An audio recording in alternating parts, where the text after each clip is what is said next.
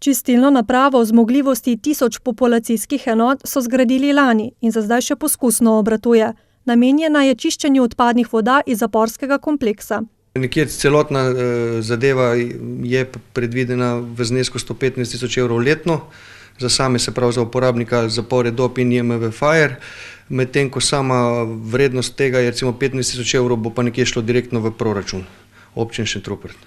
Na občini sicer razmišljajo, da bi izstopili iz lastništva tega javnega podjetja, ker bi po preteku tega mandata znalo priti do združevanja občin, pravi župan Rupert Gole. S prodajo bi pridobili sveža sredstva, ki bi jih vložili v nove projekte, predvsem pa bi pospešili urejanje Šentruperta.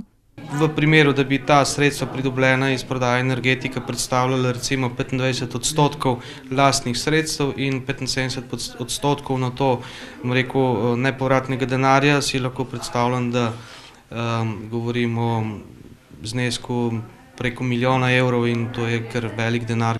Svetniki so zato občini naložili, da naroči cenitev, o smiselnosti prodaje podjetja pa bodo predvidoma odločali na prihodnji seji.